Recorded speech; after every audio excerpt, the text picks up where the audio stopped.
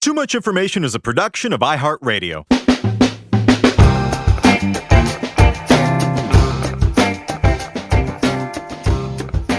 Hello, everyone, and welcome to Too Much Information, the show that brings you the secret history and little-known fascinating facts about your favorite movies, music, TV shows, and more. We're two guys with too much free time on our hands. My name's Jordan Runtagh. And I'm Alex Heigl. And we're talking about a tale as old as time, a tune as old as song. Yes, we're doing a deep dive into Beauty and the Beast, a crucial part of the so-called Disney Renaissance of the late 80s and really into the 90s. The Little Mermaid kicked it off, but Beauty and the Beast really showed that this wasn't a fluke. This was the bar that the Disney animators were holding themselves to, and it was a high one. We'll talk about this in the episode, but Beauty and the Beast really took feature-length cartoons out of the realm of children's entertainment and into the world of adults and, even, if I can say this, high art. Yeah. Truly one of my favorite animated films ever. I think it's probably my favorite Disney film if I had to pick. What do you think? Well, it's the only one with Jerry Orbach in it, so that's why it gets a sterling A+ for me. It's incredible. Great film. And yeah, like you said, I would argue hasn't been topped. There are some that would argue Lion King, but I'm more of a Beauty and the Beast guy. I don't know. I can't get past Sexy Nala. It's too weird for me. Not that I wasn't sexually attracted to the Beast, but he at least was bipedal. All right, let's get into it.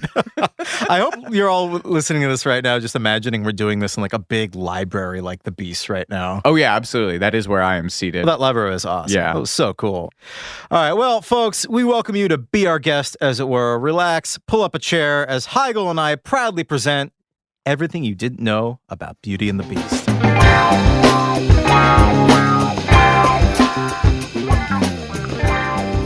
So Walt Disney himself and his frozen head wanted to do a version of Beauty and the Beast way back in the day. And just to give you a quick context, there's Disney's first great phase that runs from 1930 to 1959, roughly. And Walt had supposedly considered the source material for this for adaptation in the 1930s, but according to Peter M. Nichols in the New York Times Essential Library Children's Movies, he then abandoned it. Yeah, apparently the studio endured a lot of financial losses, actually, after the kind of not-so-great responses to Bambi and Fantasia. They're classics now, but I guess they didn't do as well as Disney had hoped at the time. And then they were drawn into the war effort for the Second World War to make propaganda films. And so the whole Beauty and the Beast idea kind of got put in the back burner for, at least a decade, probably into the 50s. Didn't Fantasia start finally recouping its losses when they started rerunning it in the 60s for the stoners? I think so, yep. Yeah. So by this point, though, once we get out of the war phase, when they started making propaganda films, which I don't know if I've seen any Disney propaganda films. That sounds fun. It's up there with the Dr. Seuss propaganda films. They're good. Good. Let me qualify good. They're good. They're interesting. Yeah. But so by 1946, Jean Cocteau has put out his own live version adaptation, which is justifiably famous, regarded as one of the best films ever made. But between Disney's presumed hatred for the French and the fact that he just didn't like competition, which I'm probably also projecting, they just gave up on the storyline. Yeah, I guess Disney made an attempt to revisit the idea in the 50s, but he and his writers really struggled with the second half of the movie when Belle's just locked in the Beast castle. And they were worried that the film was going to be, in their words, claustrophobic. Because there are some versions of this fairy tale where she's locked up for months before she meets the Beast. So they really struggled with how to kind of make this something that really played on the screen. And also Walt was tied up with not only other movies throughout the 50s, from Cinderella and Sleeping Beauty and Peter Pan on down, but he was trying to get Disneyland off the ground as well. So the Beauty and the Beast idea was put on ice before Walt himself was put on ice in 1966 when he died. I'm sorry. I'm really sorry for that. Brief is Walt frozen sidebar. That is true, right? That's not an urban legend. He is cryogenically frozen. I have no idea. I don't want it ruined. I want to, in my heart, he is. in your equally frozen heart. Yeah. Anyway, so fast forward to the 1980s. And honestly, another one of my favorite films of all time during production for Who Framed Roger Rabbit. You have to understand that at this point, Disney had set up a satellite studio in London. And so they are doing kind of overseas productions at the same time they're doing stuff in the States. And so they initially pitch doing Beauty and the Beast to Roger Williams, who is the guy who's running the animated portions of Roger Rabbit. His passion project is another movie called The Thief and the Cobbler, which does eventually get made, and it's been kicking around also since the 60s. That film is wild because it was gestating forever. Like 30 years. It finally gets released and it flops. And one of the reason it flops is because Miramax and Harvey Scissorhands, actual monster Harvey Weinstein, had done his classic thing, which is just get involved and just meddle with it. We don't have to go into what and how he did, but this film flops when it comes out in 1993. So Roger Williams almost directed it, wound up not directing it, and then his passion project was mercilessly with and died. So that's a fun story about the animation machine in the late 80s and 1990s. Yeah, it's interesting to think that Beauty and the Beast at this stage was, they wanted it to be a non-musical, which is sort of hard to imagine now. I know, some of the best songs of all times, like some of the best Disney songs. Oh, easily, yeah. 3 of those songs were nominated for an Oscar that year. I mean, that's how, the quality of these songs. So they decided that making it a musical is probably the best direction after the success of The Little Mermaid in 1989. And that's really, we said this at the top of the episode, the movie that really kickstarted the so-called Disney Renaissance. I mean, that was really like set the tone for the next 10 years for the company. So Linda Wolverton, who went on to co-write The Lion King, she also contributed to Milan. She wrote Maleficent. She wrote, well, we don't want to talk about this, but she wrote Alice in Wonderland and their sequels. She becomes the first woman to script a major animated feature. And it was quite the promotion for her. And why was that, Jordan? Because at this point, her only experience writing for Disney had basically just been working on episodes of Chip and Dale Rescue Rangers. Also a classic. Yeah, absolutely. And it's interesting to note that this is really the first Disney animation film that used a dedicated screenwriter. I mean, prior to that, most animated films kind of use story artists and story editors to dictate what the film would be and to beat out the different plot points.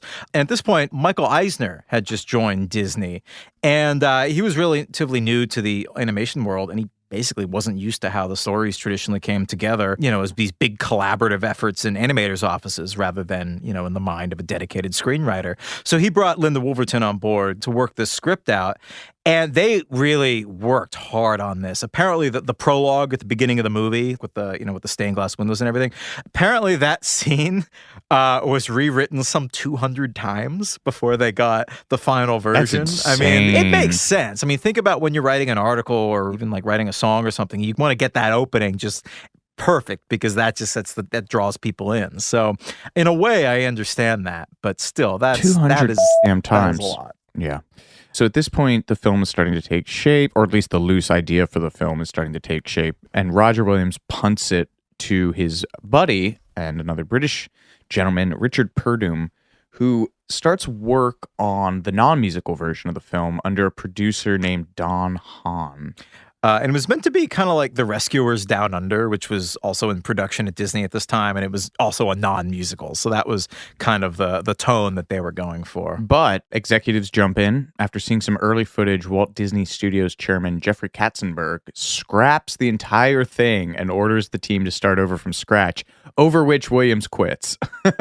Ooh, I mean, yeah, understandably so. I mean, you could see this early storyboard on YouTube. I think it's like 20 minutes of it, and it's pretty interesting. It kind of follows in the tradition of Cinderella and Snow White and Sleeping Beauty, where Belle is basically being harassed by an older woman. This time it's like her aunt, I think, because she wants to marry her off to Gaston.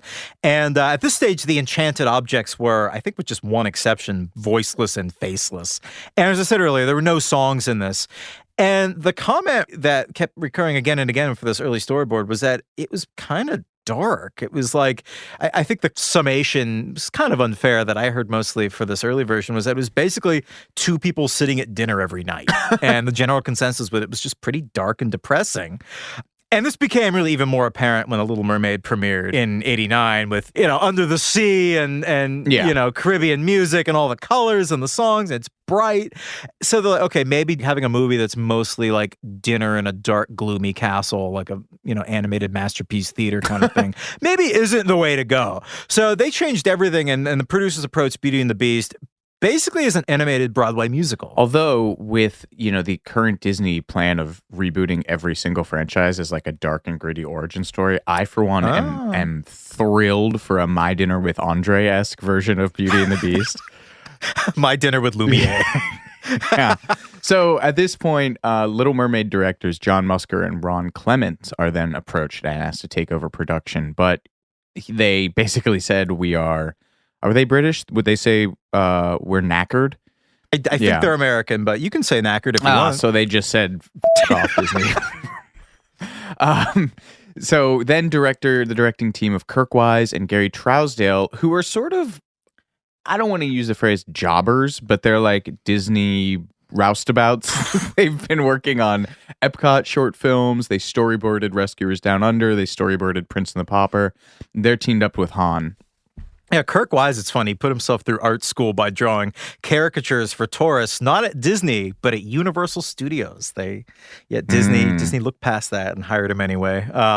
Wise and Trousdale really kind of had their work cut out for them, because at this stage in 1989, they basically had to start from scratch, leaving just 2 years to meet Jeffrey Katzenberg's one film a year pace that he wanted to hit. And Katzenberg, we really haven't talked enough about him. He's kind of the engine behind this whole operation, the so-called, Disney Renaissance. He had this mantra of bigger, better, faster, cheaper. And Little Mermaid had certainly, achieved the first two goals of this aim, but making low-budget animated films on a tight schedule really wasn't going to work for these animators. Like, they really believed in quality above all else. You can cut out when I call him an asshole, but you have to put in that 30 years later, he would be responsible for the stunning failure of Quibi. What is that? Oh, right. Yes. Quick Bites, the vertical-oriented micro content thing that launched during the pandemic and flopped majestically. Is it still in existence? No, I think they had to port all of it to like whatever streamer would have it. Anyway, so what do you say about these next guys? The greatest Disney composers, Ashman and Menken. Howard Ashman and Alan Menken. Oh, yeah. Good Lord, yes. Just the Lennon and McCartney of Disney. Yeah. Yes. Roll with that. So Katzenberg also decides that the film is going to be a musical. And at this point, he brings on Howard Ashman and Alan Menken to write the score. And you can't say enough about these guys, but Jordan, please try. Yeah, I mean, they were really a throwback to like the Sherman Brothers, who were Walt Disney's go-to composers who'd worked on movies like Mary Poppins and The Jungle Book. And Ashman and Menken really brought this Broadway musical sensibility to the production, and they structured the story as if this were for the stage. Considering that this wasn't initially going to be a musical, the final result, I think, has 25 minutes of songs in the film, and I think there's only 5 minutes of the movie total that has no music at all. So, I mean, they really transformed this top to bottom. To have one small piece of their brilliance, just look at the opening Belle sequence, and it's just such an incredible example of their brilliance. It's like an operetta. Like, it's something that's like Stephen Sondheim would be proud of. I mean, it's what the folks in the Broadway business call an I want song, where all of the desires and problems of the main characters are laid out. And in 3.5 minutes, you have all this information and exposition given to the audience. You have who Belle is, what her relationship to her father is, what her relationship to the town is, what the people in the town think about her, what Gaston wants, what Belle thinks of Gaston. The economy of that song is really amazing. Not to mention the instrumentation, the arrangements, and the melody. Yes. Amazingly, Menken and Ashman were absolutely terrified about how Disney execs would receive this song. They were like, what are you doing? Why are you putting an operetta? This is for kids. Like, what are you, like, this isn't Gilbert and Sullivan. But thankfully, Disney executives loved it. And in any event, the duo had much bigger problems than Disney's response. Yeah, so Howard Ashman has just found out that he's dying of complications from AIDS. And the other important thing in his life at this point is that he's working on his passion project, which is Aladdin. And he was reticent to pick up Beauty and the Beast because, he had other things on his plate. And the team at this point has also relocated production from London to New York to accommodate him. And that's what factors into this next part of the story. So Howard Ashman lived up about 2.5 hours north of New York City, kind of upstate New York. And it's amazing to think that so much of the Beauty and the Beast story was banged out in a residence inn in the town of Fishkill, New York, where screenwriter Linda Woolverton and the production team would meet to be closer to Howard Ashman. And they really banged out the story together in this residence inn. And Katzenberg approves the script, which had input from Ashman and Menken. And so storyboarding for the film picks back up in 1990. And there's this really amazing article written by the Disney historian Josh Spiegel for Slash Film.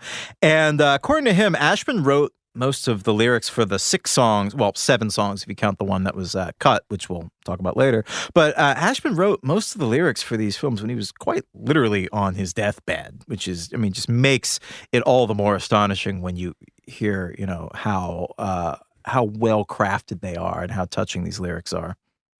And he would die before the film was released, although he did manage to see a rough cut of it, and there is a dedication to him in the film's credits. Apparently his partner, Alan Menken, I mean, he didn't know that Ashman was sick until, I think it was the after party for the Oscars ceremony where they had just won for The Little Mermaid, which is, if that's true, talk about your moment of glory immediately being undercut by, it's too awful to even think about. Yeah, but, good Lord. Two brilliant composers. We'll talk more about them later in the episode, but their gifts live on.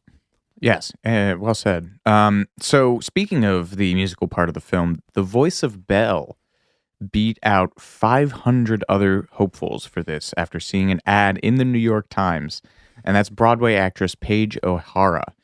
She's 30. She was 30 years old at the time, which actually ended up working in her favor because the team wanted an older sounding voice for the character. There's a bunch of different influences that go into the character, one of which is Judy Garland, which is maybe a tad depressing, but... Yeah, you can definitely see that in the outfit she's wearing, like that blue and white dress. It's exactly what Dorothy wears in The Wizard of Oz. But apparently, according to Linda Woolverton at least, she based a lot of Belle's personality on the actress Katharine Hepburn. So in the scenes where Belle's dressing the Beast's wounds after he saves her from a wolf attack, you see a little bit of like play fighting, and she's kind of like, hold still, it won't hurt if you hold still. Like it was supposed to be playing on Katharine Hepburn and Spencer Tracy's relationship in the movies in the 30s and 40s. But the big influence was Katharine Hepburn's part in Little Woman when she played Jo March. Speaking to the LA Times in 1992, Wolverton said that both Jo March and Belle were strong, active women who loved to read and wanted more than life was offering to them. Linda Woolverton really wanted to move Belle basically outside the realm of the, helpless princess kind of archetype that Disney had really carved out of the last half century. And there's this great story that Linda Woolverton tells. She had initially written a scene where Belle was sticking pins in a map of all the places she wanted to go. And then by the time the storyboarders had animated it, Belle was just in a kitchen decorating a cake. And she was just like, no, that's not what we agree. This is not who this person is. So they compromised by going with the Belle as a bookworm angle. So that's kind of more where her personality came from. In terms of her look, animator Mark Henn said that her visual appearance drew on more modern influences like Jenny Garth, apparently, and Alyssa Milano. And her movements were based in part on ballerinas. I guess he studied for reference, like a lot of tapes of ballerinas moving. If you watch the film, she moves very gracefully. She's light on her feet. Yeah, she's very light on her feet. For a reference model, the animators hired a woman named Sherry Stoner, who also served as a reference model for Ariel in The Little Mermaid. And what does Sherry Stoner go on to do? She went on to create and voice Slappy Squirrel in The Animaniacs. I love that. I love that so much. Getting back to Judy Garland, we talked about how her blue and white outfit was really inspired in part by Dorothy and the Wizard of Oz. Blue, the designer said, was an important color because if you look at the opening Belle sequence in the town, she's the only person wearing blue, which was meant to signify that she's sort of out of step with everybody in town. And then later during the famous Beauty and the Beast title song sequence in the ballroom, the Beast is wearing a blue regal suit, which is sort of meant to be, their way of visually signifying that he's kind of connected to her now. I love that suit. Which is it's a great suit. They really borrowed a lot from The Wizard of Oz. I guess the Enchanted Rose with the petals falling off was supposed to be inspired by the Wicked Witch's hourglass. And you know when the Beast is getting his makeover before that Beauty and the Beast like dinner sequence, and like Lumiere's giving him a pep talk, and they cut to him and he's got like curlers in his beard and like his hair's all done up and he's just like, looks stupid. That was supposed to be, I don't know if it's supposed to be, but it definitely seemed to be an homage to the Cowardly Lion when he's getting a makeover at the Emerald City, right when they arrive with the ribbons and the curls. So yeah, a lot of little winks to the Wizard of Oz there. As you meditate on that, we'll be right back with more Too Much Information after these messages.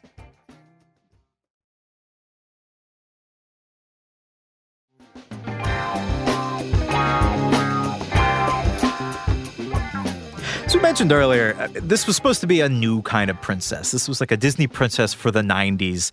Belle apparently was, I think, the oldest Disney princess at the time. She was, I think, 21, whereas Ariel, I think, was just 16. And Pedro O'Hara, like, sort of celebrated this fact. She said, I love the fact that Belle's independent.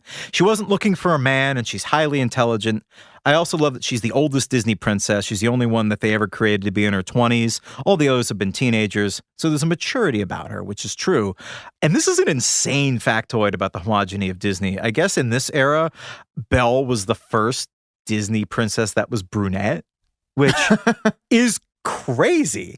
And also, apparently, she's the second Disney princess to be of non-royal birth. I think Cinderella was the first. Can you imagine, like, if that casting news was announced today and it would be like BuzzFeed being like, diversity win. Belle is the first brunette Disney princess and it's giving us life. Anyway, Pedro O'Hara is incredible. She knocks it out of the park. And there's a great behind the scenes story where she is, Trousdale and Wise talk about this. They're recording the Beast's death scene, and we'll talk about how they actually recorded this later, which is also precedent breaking.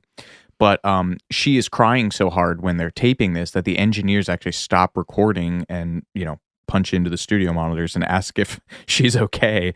At which point she looks up, raises her hand, and says, acting. Just like, man, if you can fool a bunch of hardened studio engineers into checking if you're doing a wellness check on you, you're a hell of an actress. So we just alluded to the Beast. And so there were a lot of people that they went through before they landed on a gentleman named Robbie Benson. So Lawrence Fishburne, Val Kilmer, Tim Curry, and Mandy Patinkin were all supposedly considered for the role of the Beast, which was eventually played by Robbie Benson, who's one of the... I keep using the term animation roustabout, which is probably insulting, but... Benson's been kicking around the industry for a long time. He famously lost the role of Luke Skywalker to Mark Hamill after getting to the screen test phase. I didn't know that. Wow. But he didn't completely strike out. I guess when he was a kid, he dubbed old Godzilla movies into English back in the 60s. Like some of his earliest gigs were just screaming like, oh, Godzilla! Like, yeah.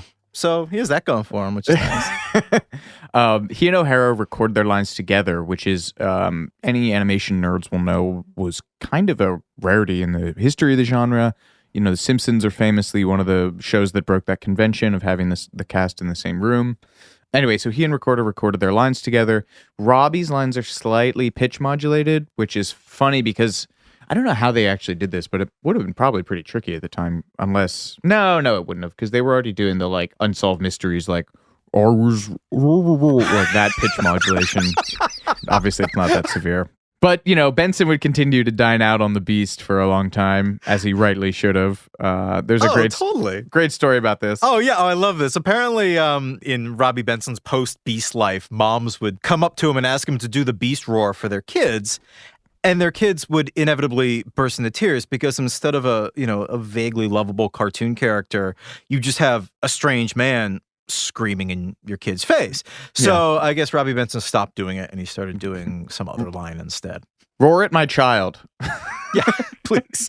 But you missed a crucial bit of Beast fantasy casting that kind of, sort of, almost took place. Apparently, Regis Philbin auditioned to play the part of the Beast, which sounds like an urban legend, but this was, I guess, around the time that Disney bought ABC. So now Regis and Kathy Lee were in the Disney family, as it were. And producer Don Hahn, in an interview with Glamour, I think in 2016, and I don't think he was being sarcastic, said that both Regis and Kathy Lee auditioned, but he was kind of vague about what the roles were. He said that he still has Regis's audition tape and that he, and this is a quote, auditioned for Belle's dad or the Beast or something. And I prefer to believe it was the Beast.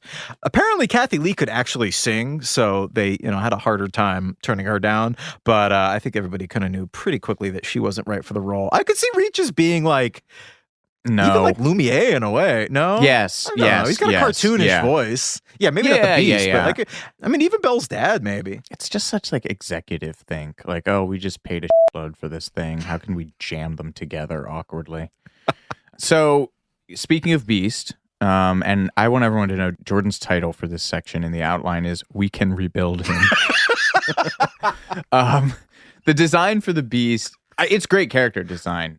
It really is. It's one of those things that looks like it has a bit of the uncanny to it, but everything is familiar. And so they achieve that by using the head structure and horns of a bison, the arms and body of a bear, the eyebrows of a gorilla, which is partially why he's so expressive in the face, the jaws, teeth, and mane of a lion, which I guess good warm-up for doing Lion King a couple years later, tusks from the wild boar, and then he has the backwards bent legs of a wolf.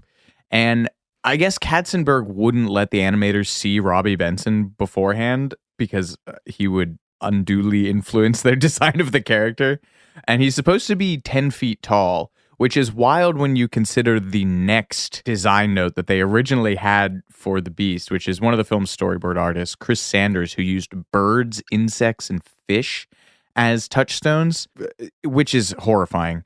Trousdale and Wise, in the film's commentary, use the phrases avian insectoid and stag beetle and mantis beasts, which just put that in your mind's eye for a second. And it's also just a bad... Say it again. Tell them again so that they can really visualize it.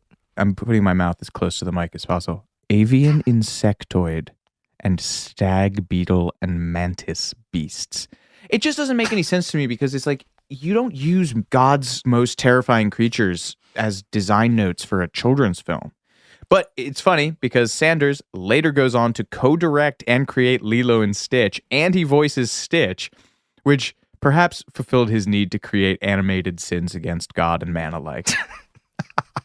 I think it's in the West Wing of, not the White House, the Beast's castle. There are all those like really terrifying sculptures of, beasts, is the only way to put it. I guess those were early character drawings for how they were, artist renderings of how they were going to do the Beast that didn't make the final cut. Can you imagine a Sorkin scripted Beauty and the Beast where they're doing walk and talks throughout the castle? But so apparently all those, or at least many of those sculptures and stuff of these kind of really horrifying, monstrous, almost like gargoyle figures I don't think I think the gargoyles are set, but the ones in the hallway that are really scary looking are disused Beast concept designs. My favorite story about designing the Beast was designed by an animator, Glenn Keane. And for inspiration, he went to the Los Angeles Zoo to study animals. And he came across a 600-pound antisocial gorilla named Caesar. Antisocial is a very crucial part of this story. I guess when Keane tried to draw him, Caesar charged at him and slammed against the bars. And Keane knew that this was how Belle would feel when she first caught sight of the Beast. And that proved to be something of like a breakthrough in his creation of the character. Do you want to know something funny about Caesar? Yeah, I do. He was the first gorilla born by cesarean section, which is where he gets his name. Yep. It's astonishing how quickly you pulled that up. You're quick on the Google draw there, my friend. Wow. Another part of the Beast's anatomy, we may even end up cutting this, but I guess in an interview with Screen Rant. Never. Glenn, here, you read this part. I feel like you'll get some perverse delight out of sharing this information. In an interview with Screen Rant, Glenn Keane claims they gave the Beast a rainbow butt like a mandrill. But he says, nobody knows that but Belle. He might have been being facetious. We don't know. And Keane actually wished that the Beast had remained a beast into transforming his incredibly handsome human self later on. And I don't know. This dude's got some issues because he wanted to have Belle also feel that way and be like sort of mezzo on the transformation, implying that she wanted him to stay a beast. And also at Keane's request, they had the voice of Belle overdub the line, do you think you could grow a beard to tack on at the end? And it got cut. And this is also under Jordan's header of the Beast's rainbow ass. So in keeping with our tradition of hashtagging specific episodes of the show, if you have anything you want to tweet at the show about Beauty and the Beast, please use the hashtag the Beast's rainbow ass. Thank you. Thank you very much.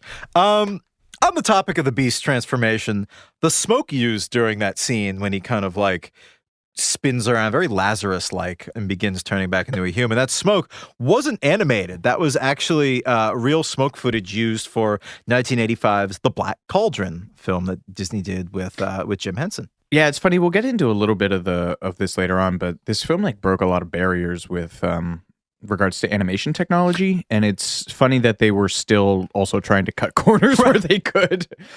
Bring in the smoke we already used. Yeah, it. I mean, yeah, that kind of seems like of all the things you could cut corners on, that seems like. I mean, I'm not an animator, so I don't know. I actually, you know what? I take that back. I can imagine you are an animator. No. I. All the little tendrils and stuff. I guess that could be really annoying and time consuming. Yeah, but yeah, that smoke has some history. We were trying to figure this out earlier about the best way to address the Beast. Is it the Beast or just Beast? And I like giving him a little dignity. I like giving him the title. The title, yeah. It feels appropriately respectful. But according to some sects of Disney scholars, the Beast actually has a first name, which you can use if you get close enough to him, I guess. Yeah, so again on the commentary, Trousdale and Wise joke about never having given him a name. And there's a persistent rumor that you will see in the Disney circles of the internet, which I don't really recommend going into, that the Beast's real name is Adam. But this does not come from, I don't think, canon stuff. It comes from a CD-ROM trivia game that Disney licensed called The D Show. Though multiple Disney staffers, including Glenn Keane, who supervised all the animation for it, have gone on record said the Beast's name is not Adam. But you have an alternate theory about this. Yeah, I'd heard the whole, like, Adam name came from the Broadway musical that they made of Beauty and the Beast a few years after the film premiered. But yeah, you're right. Producer Don Hahn said in an interview with Glamour, had we named him, we would have named him a French name because the fairy tale takes place in France, so we would have been Francoise or something. But also, he doesn't care. He said, like, if you want him to be Prince Adam, go for it. Make him Prince Adam if you want. The Beast is all things to all people. Right. Much like Jerry Orbach.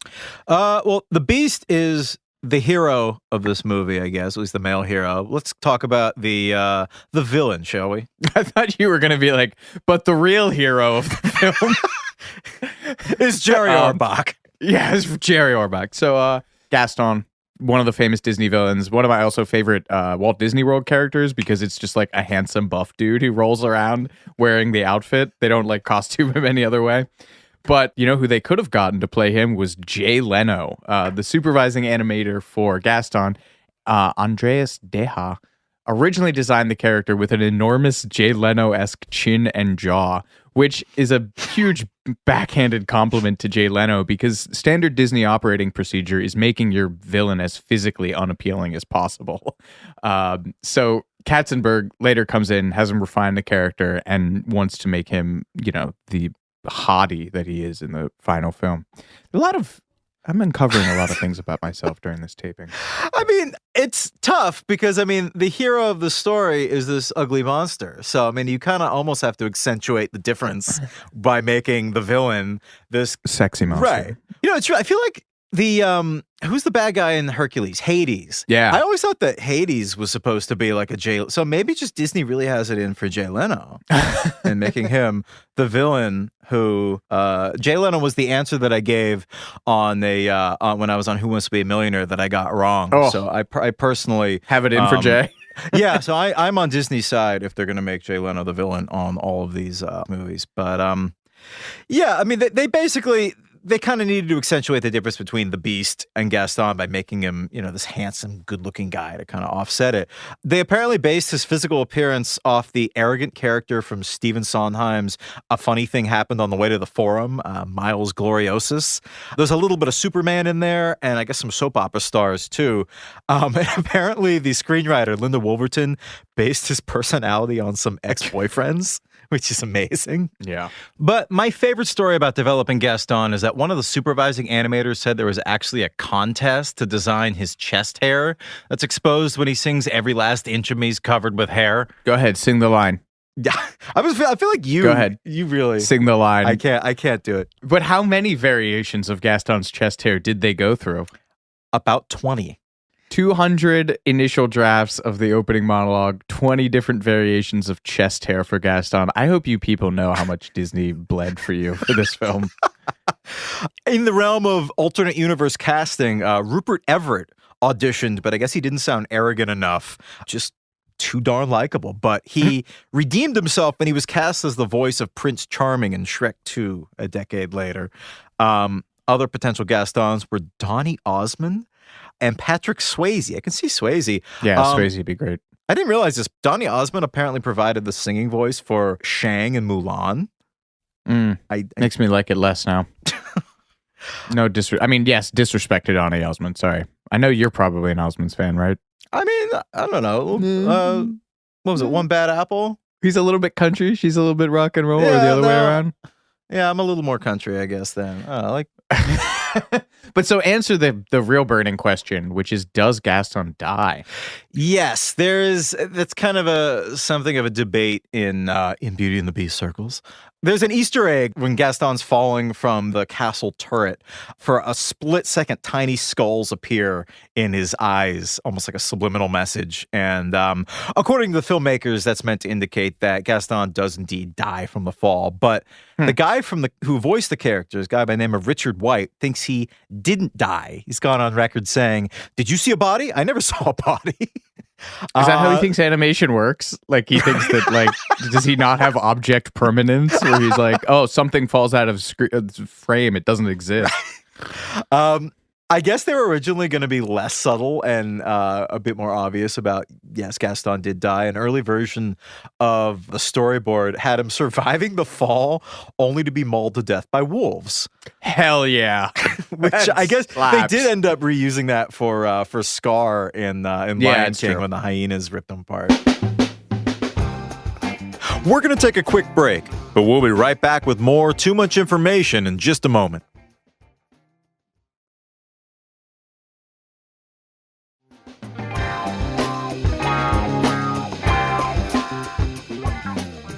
All right, let's get into more alternate casting lightning rounds here. First up is Cogsworth. John Cleese supposedly turned down the role of Cogsworth to appear in, wait for it, An American Tail, Fievel Goes West, one of the also misbegotten sequels to classic properties. I would put Rescuers Down Under with that, too. I think American Tail, Fievel Goes West was released on the same day as Beauty and the Beast, too. Really unfair, yeah. Yeah. But if you I rewatched Beauty and the Beast in advance of doing this episode. The lines, I mean, it sounds like Basil Fawlty in Fawlty Towers. Like Cogsworth is written, you can just hear John Cleese doing those lines. It really makes sense that he was like the one that they approached first. Yeah. Apparently, they considered asking Sir Patrick Stewart, I should say. But his schedule was slammed because he was doing Star Trek Next Gen. Sir Ian McKellen also missed out. So they went with David Ogden Stiers, I think is how you say his name, who played, was familiar to me as Major Winchester on MASH, though he originally auditioned for Lumiere. I feel like you should take Lumiere from here on out. Yeah, well, speaking of Lumiere, Dan Castellaneta, the voice of Homer Simpson, apparently auditioned for the role, but it ultimately went to Jerry Orbach, baby. Famously of Law & Order, and also the dad from Dirty Dancing, who also won a Tony for his work in Chicago. And he called his take on the Candlestick a combination of Maurice Chevalier, Gene Kelly, and Pepe Le Pew, along with a little bit of Fred Astaire. God, I love Jerry Orbach. I don't know if it's going to influence my appreciation for Beauty and the Beast or Law & Order more. It's just so weird to me that there's a link between those two. What is it, 52nd or one of the streets in Midtown is named Jerry Orbach Way? Oh, yeah, you're right. Absolutely right. I mean, he obviously has a big theater background, but still, it is very weird to me. New York native, born in the Bronx, baby. Oh. Yeah. All right, continuing. All right, I'll take us to Mrs. Potts. I got a lot to say about Mrs. Potts. Do it. So Julie Andrews was originally considered to be the voice of everybody's favorite tea receptacle before the part ultimately went to Angela Lansbury, who, according to my research, and I really hope this is true, recorded her dialogue between breaks on the set of Murder, She Wrote. Isn't that great? I mean, that's more or less how I imagined it, and I'm so glad that that's how it was in reality. Life is what happens in between takes of Murder, She Wrote. Side note, everything gets back to Murder, She Wrote. Jerry Orbach, David Ogden Stiers, and Joanne Worley, who played the voice of the wardrobe, all made guest appearances on Murder, She Wrote.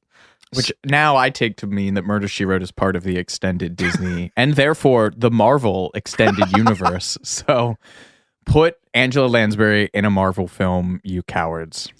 I mean, there's this insane story about. So I guess Angela Lansbury flew to New York from I guess Los Angeles to record the title song for the movie, and the flight had to make an emergency landing because there was a bomb scare. I guess somebody claimed that there was a bomb on board, and they had to make an emergency landing. I think in like Las Vegas, and so I mean that's enough to shake anybody. But Lansbury was such a pro.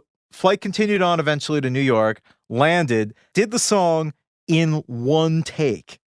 One take Lansbury. Absolutely amazing. I think we'll get more into the music of this later on, but good Lord, what a pro. But did you know that Mrs. Potts was originally supposed to be called Mrs. Chamomile because the producers wanted a name that was supposed to be, you know, the most soothing association possible. Unfortunately, nobody knew the correct way to pronounce it, if it's chamomile, chamomile, and they were also worried about kids not being able to pronounce it. Same with the character of Lumiere, which is hard enough to say. They was originally going to be called Chandal, like chandelier. Honestly, I think Lumiere is harder to say for me than Chandal. It just reminds me of Chandels. Why didn't they call her Mrs. Chandels? Yeah, why didn't they just call her Mrs. Sleepy Time Tea? This is Celestial Seasonings. Yeah. On the topic of Mrs. Potts, her, what I assume to be her son, Chip. He's a ward of the state. I mean, Chip seems very, very, very young, and Mrs. Potts seems quite old. Maybe it's her grandson. I don't know.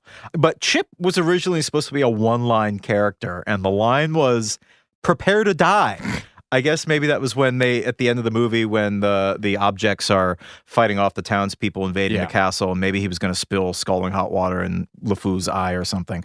But the producers decided that they really wanted to get like a kid's point of view in the story. And that's what Chip was. Chip was sort of the kid's access point. So that's why they beefed up the role of Chip. And prior to that, the sort of token cute role in this movie was supposed to be a little music box that jumped around and didn't speak, but it made like little chiming sounds. But that wasn't the only element dropped from the final film. Yeah, get into some of the what ifs of the score. I mean, of the musical numbers. There's a long lost musical number, a very like 11-minute long musical number that got cut from the final version. It's called "Human Again," and it was basically the sequence features all of the Beast's many servants who are tired of living as household objects, longing to be human again. And again, the song was dropped in part because it was added 11 minutes to the movie and it just dragged down the pace of the story. And it created timeline issues too in the narrative. Basically, like, what is the dad doing all this time? Like, it just added like days to the story, I guess, and it messed everything up. And it was basically considered too ambitious. So what did our friends Howard Ashman and Alan Menken write in its place, Heigl? They wrote Something There, which they kind of dash off at the last minute because they needed something a little simpler, shorter, more direct, puts the focus back on Belle and her relationship to the Beast. But not all is lost for Human Again because it's included in the Broadway production of Beauty and the Beast. And then it's actually thrown back as an extra on the DVD and Blu-ray editions when those come out in 2002. I'm just now thinking about this, but this is still a very dark movie. Like, it is dark and adult. You have Chip is like the only child character. All the characters are adults. They're trapped in a Kafkaesque nightmare of slave servitude as inanimate objects. It's f***ing dark, dude. Honestly, rewatching it, the scariest part to me, and there were many, was when the Beast frees Belle's dad and puts him in this carriage. And the carriage moves like a spider, and the way its legs move, I can't even really articulate why it's terrifying, but it is so upsetting. It's Freud. It's the uncanny. It's like seeing. That's why the furniture thing is so sinister to me, because just anytime you have an inanimate object that's been like humanized in some way, your mind, like, I mean, according to Freud, like your subconscious, like is just like automatically like, what the is that? I'm unsettled. Anyway, and one of them is a child, which is so much worse. It boggles my mind that they were like, that's how we need to make this film lighter. Let's have a child who's trapped as a slave in an inanimate object. Anyway. Well, it could have been a lot worse, though. Yeah, I was going to say, was... great segue. Could have been a lot worse because... There was a scene where I guess the Beast was gonna drag a dead animal carcass into the castle. Here's a question. Does the Beast kill only what he eats? Because, like, he's cooked for, right? So is he doing this, does he kill for fun? Or it is the most dangerous game. All right, other lightning round, other bits and bobs. Oh, speaking of when Maurice, Belle's dad, is lost in the woods, towards the beginning of the movie, when he ends up, the horse runs away, he sees a bunch of signs like in a fork in the road. One of them, if you look really closely, points the way towards Anaheim, which is the home of Disneyland. It's also like in MASH when they have all the signs pointing to everybody's hometown in the camp, like 4,000 miles to Des Moines. Yeah, maybe that was a David Ogden Stiers tribute. Yeah. And, speaking of Maurice's horse, the horse is called Philippe, and this name, and I guess other variants of Philip, means lover of horses. Your mom's a French teacher. Did you know that? I sure didn't. What else we got? As per Disney tradition, they throw characters of different people involved in production in. Gary Trousdale and Kirk Wise are in the scene where Belle is given the book. Three men sing in this scene. Look, there she goes. The girl who's so peculiar, I wonder if she's feeling well. Up thing to say about a woman who just wants to read. They're the two people on either side of the blonde guy. And again, up thing to say. There's three women who swoon over Gaston in that scene. They were termed the Bimbettes. And this is true. And you look at IMDb, that's what they're called. That's how they're credited. And their hairstyles are references to Ariel's, Belle's, and Jasmine's. Which wasn't even released at the time, too. That was just it seems like, super deep cut to throw in. Oh, God. Do Bambi. Oh, yes. So in the opening shot of the movie, there's a cameo made by Bambi's mother. You can see in the opening shot of the movie, she's drinking from a stream in the lower right in front of the castle. So, as traumatizing as so many moments of this movie can be, at least know that Bambi's mom got away, everybody, and she's living on the Beast's front lawn, which somehow makes me, I guess, less happy about her survival now that I think about it. It would have been great if they'd kill her again. I say that was the carcass that the Beast was dragging in. So Belle, though, pops up again in Hunchback of Notre Dame, which is on the sort of downward slide of Disney movies, in my opinion, throughout the 90s. Yeah. But, she's reading during it. And also in that film, speaking of beloved characters who have been slaughtered... Yes, I guess Pumbaa makes a cameo, or at least his body does, in the Hunchback of Notre Dame, because he appears to have been slaughtered. Mm-hmm. And the magic carpet from Aladdin pops up. Oh yeah, I think it's like being sold or something. Yeah, it's like hanging in a stall. Yeah. But the directors have confirmed all of these cameos, so it's not just overactive imaginations. So. Well, and there's one last one in Aladdin when the Sultan is like sort of being magically enchanted and infantilized by Jafar. One of the toys he's playing with is the Beast. I think my favorite little odds and end factoid is, the scene when the Beast asks Cogsworth about like a special thing he can do for Belle, and Cogsworth responds with, well, there's the usual things, flowers, chocolates, promises you don't intend to keep. The voice actor for Cogsworth, David Ogden Stiers, that's probably not how you say his name. I'm sorry, David. I think I'm it's a big fan of right? Is it Stiers? But he apparently improvised that last part in the vocal booth, and the directors liked it so much that they kept it in. Yeah, that's a great line.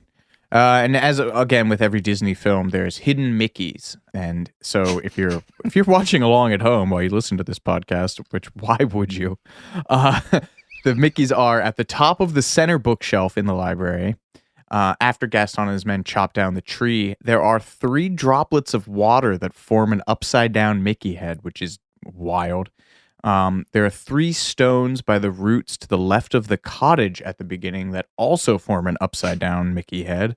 And on the back of Cogsworth's head, there's a latch that looks a scotch like Mickey's face. So getting into more the nuts and bolts of the film, but this, we mentioned a little bit early on that this is filmed kind of during a transition period for the animation industry. But they're on the wrong foot already from the beginning, because you remember they scrapped an early version of this film. So the production team has 2 years to finish it, which is down from the standard Disney operating timeline of 3 or 4. So again, going back to Peter M. Nichols, he says that this is one of the first film that Disney considered using computer animation for, but 3 months of work with an early version of computer animation yielded exactly one wireframe chicken leg, which is, again, like 200 drafts of the opening monologue, 20 versions of Gaston's chest hair, 3 months to sculpt a wireframe chicken leg in a computer. And so they said it, and they use they go back to traditional animation, which is then rendered with a scanning and compositing system called CAPS, Computer Animated Production System, developed by Disney for Pixar. And this is one of the earliest collaborations between the two companies. Yeah, I think this was the second Disney movie after Rescuers Down Under to use this system, but it was the first, non-sequel prestige film. And this system allowed for characters and scenery to be depicted in a wider range of colors and to be placed on separate layers to give the illusion of depth. So, you see that in the Beauty and the Beast title song sequence. It's so much more three-dimensional, and just the different layers have varying degrees of focus. It was strange watching it from the vantage point of 30 years later to see the moments that were very clearly traditional animation, and then these moments when they do get into sort of primitive computer animated stuff, because the juxtaposition between the two really pretty jarring. Yeah, and the technology that underpins the industry is advancing so fast that during the 2 years they were producing this, the computer animation gets good enough that they're able to use it for the ballroom dance scene. But the dance scene at the end of the film is, again, sort of an example of economy. They reused animation from Sleeping Beauty because they got down to the point where their deadline to finish this was literally days away. I mean, that's something. There's a lot of YouTube clips of like little moments that Disney recycled, like from characters just like turning around or like waving a flag or in motion, or in this case, dancing, where, I mean, they reuse animation from movies that are 40, 50 years old in some cases too. It's really amazing how they kind of, obviously change the details on it, but in terms of the actual motion of it, it's really interesting. But yeah, there's a YouTube clip where you can see the ballroom dance at the very end, right before the credit sequence. It's the same as at the very end of Sleeping Beauty when they're dancing. Apparently, Don Hahn, the producer, talks on the commentary clip about keeping the film really, really lean with smash cuts and no extraneous exposition or dialogue, which is, one of the ways that they helped get Beauty and the Beast done on time. But the finished product consisted of, are you ready for this? 7,000 feet of hand-drawn film, 1,295 backgrounds, 226,000 painted animation cells, and over 1 million drawings created by nearly 600 animators, artists, and technicians over the course of about 4 years. That is insane. That is, yeah. I mean, let's do a little. I guess I don't know how that stacks up to normal, any other animation. That might just be standard. Yeah, I mean, but still, that's just hearing that is insane. But enough about the nuts and bolts of the thing. When it finally gets out into the world, even in an incomplete form, this was a first for Disney in that when they screened it at the New York Film Festival in September 91, they only screened a partially completed version of it. Roughly 70% of the completed film was shown at this premiere. The version that they showed at the film festival included pencil tests and storyboards. You could see like coffee stains and paper folds, and sometimes there'd be a character that would be accompanied by arrows and hand-scribbled numbers on it. And it was pretty revolutionary as far as Disney was concerned, because obviously they're so concerned about, the finished product and how they're presented to the public. This is really one of the first times that they pulled back the curtain and let you see, how they did what they did. I mean, they were toggling back and forth between the work in progress and the final result. And in the way, it really added to the experience of seeing it, especially at the New York Film Festival, which was a bunch of cinephiles who really kind of appreciated seeing, okay, this is what we started with, and this is what it's going to look like when it's done. And there's clips of it on Nerds. Yeah. Yes. And you can see the opening Belle sequence that was shown at the New York Film Festival. It's on YouTube. Where, I mean, again, it's like 3/4 of the way done, but all of a sudden in the middle they'll just be like chicken scratches on a piece of paper with a character and arrows going where they're walking and stuff. And it really is interesting to see it. But the crowd at the New York Film Festival absolutely loved it. 10-minute standing ovation at the end of the screening. Well deserved. And yeah, and also important to note, probably no children at this screening. So the fact that a bunch of critics have kind of stamped it in its approval in an under 3/4 finished version, that sort of gets the ball rolling for the adult cachet that the film is going to accrue. And Han says later on, it was almost as if everyone wanted to regard it as live action. Yeah, I mean, no, we touched on this at the beginning of the episode, but this was really a crucial moment in the history of not only of the Beauty and the Beast, the film, but also just the so-called Disney Renaissance. And there are like really lengthy pieces in Vulture and Gothamist about this premiere. It's really like a big moment in cinema history.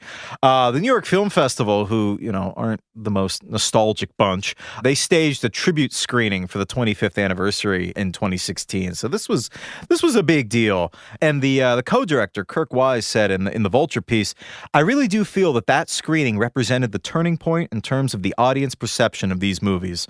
From Beauty and the Beast onward, I think animation managed to escape the kids' movie ghetto we've been consigned to for so long. It made the audience look at it not as just cartoons, but as film. I think that look behind the curtain really did give the audience a much clearer understanding of the complexity of these movies and just how much art and decision-making and planning goes into them." Absolutely. Yeah, it's insane. I mean, the stretch from Little Mermaid, Beauty and the Beast, Lion King. I mean, that's Aladdin. That's nuts. Oh, good Lord. I mean, even the ones that, you were saying how, Hunchback is kind of... Hunchback is fine. Hunchback is fine. Hunchback, Hercules, Mulan, Pocahontas are kind of... I don't like them as much as those first ones you mentioned, but still, I mean, when you watch them today, it still is pretty astonishing, the quality, especially the stuff that wasn't Pixar driven in the late 90s and early 2000s. Yeah, there's a definite... Yeah. I mean, it's also important to note, I think, at this point that also Nightmare Before Christmas comes out like a year after Aladdin, in between Aladdin and Lion King. And that's not... I mean, that is a Disney product, but like, you want to talk about crazy animation achievements. I mean, the stop motion in that movie, Henry Selick, is just... That is out of control. And I think if you're going to consider that film in the lineage of Disney, that's another feather in their cap, man. I mean, good Lord. Batting 1,000, baby, or close to it. But the death of Howard Ashman, the lyricist for this movie and Little Mermaid and Aladdin, really casts a pall over this otherwise really triumphant story. Early in the production, I think this was even before the New York Film Festival, Disney convened a bunch of critics and members of the Motion Picture Academy to watch a really rough cut. I think the Belle sequence was the only thing that was in color, but everything else was in black and white. And it got this extremely enthusiastic response. And the filmmaking team immediately went to St. Vincent's Hospital in New York City to tell Howard Ashman about it. It was where he was dying. And Don Hahn, the producer, told him that the film, quote, would be a great success. Who'd have thought? And Ashman, who's at this point so ill that he's lost his sight and he's extremely frail, he apparently whispered, "I would." And he was dead a week later. And he receives a dedication in the closing credits of Beauty and the Beast for, quote, having given a mermaid her voice and a beast his soul. Oh, man. It's a real heart punch. Yeah. Well, here, this will help. This will help it a little bit. Jeffrey Katzenberg claims just the mere invocation of Katzenberg will fire up the rage. He claims that there are two angels watching down on him whenever he makes his movies that help him, put their magic touch on every film that they've made. Those two angels are Howard Ashman and Walt Disney himself. Walt Disney's going, can we make this 10% more racist? I need some jive talking crows in this film. God. When's Song of the South going in the Criterion Collection? Yeah. Through chattering teeth from the frozen cryogenic booth he's in. Ugh. Anyway. Yeah. So once the film comes out, I guess actually to many people's surprises, in the review mirror, it seems completely obvious, but it conquers the world. It comes out in November 91, becomes the first animated film to reach 100 million in the US and Canada during its initial run. Finishes as the third highest grossing film of the year, behind, as you would probably expect, Terminator 2, Judgment Day, and Robin Hood, Prince of Thieves, as you would less probably expect, given that it is most popularly remembered at this point in history for the film in which Kevin Costner butchers an English accent. Forgot about that.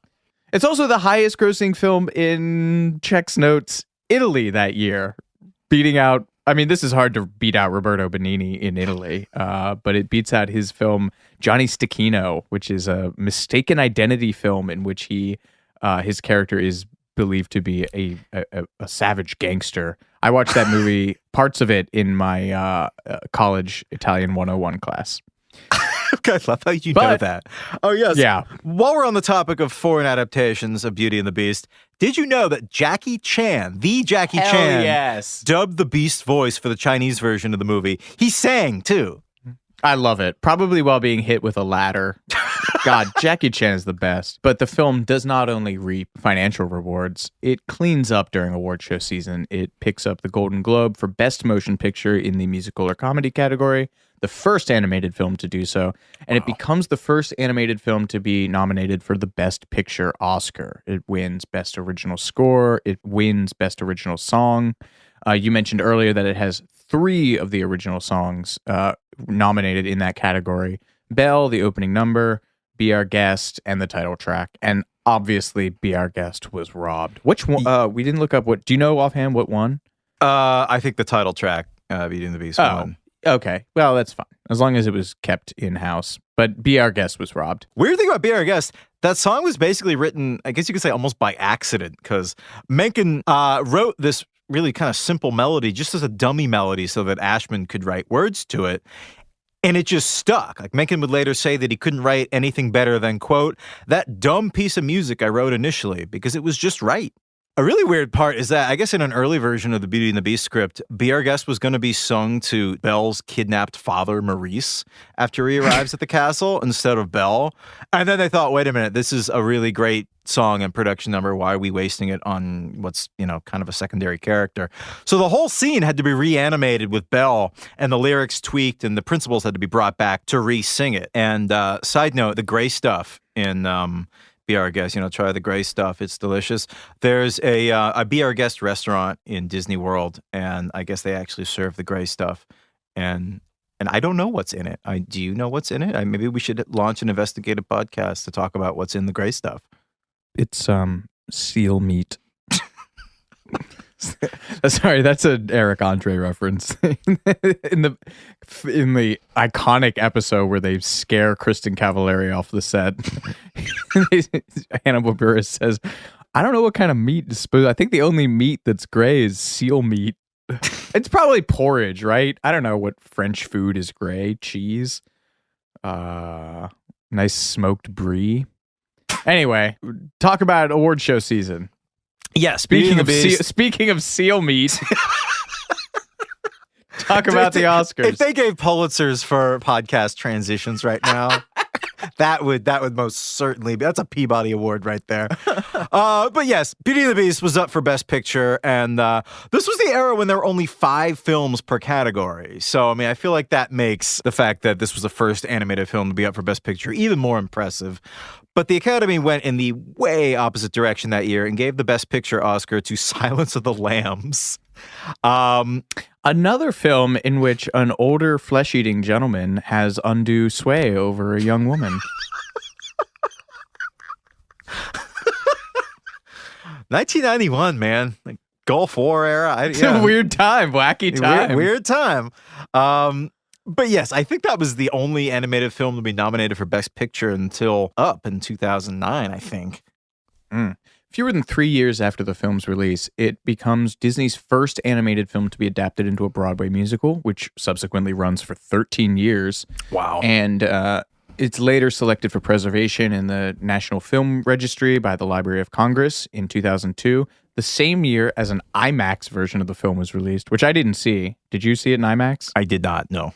I do kind of want to, yeah. I want to see Be Our Guest in IMAX, so it sounds awesome. I was going to say, yeah, I want the speaker, the synapse rattling drops.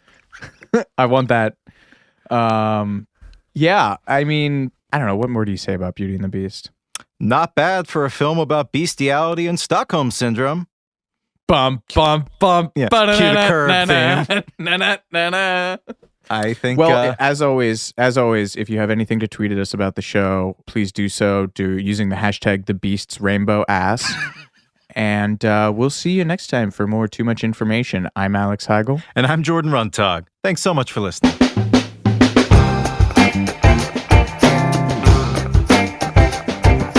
Too Much Information was a production of iHeartRadio. The show's executive producers are Noel Brown and Jordan Runtagh. The supervising producer is Mike Johns. The show was researched, written, and hosted by Jordan Runtagh and Alex Heigl, with original music by Seth Applebaum and the Ghost Funk Orchestra. If you like what you heard, please subscribe and leave us a review. For more podcasts on iHeartRadio, visit the iHeartRadio app, Apple Podcasts, or wherever you listen to your favorite shows.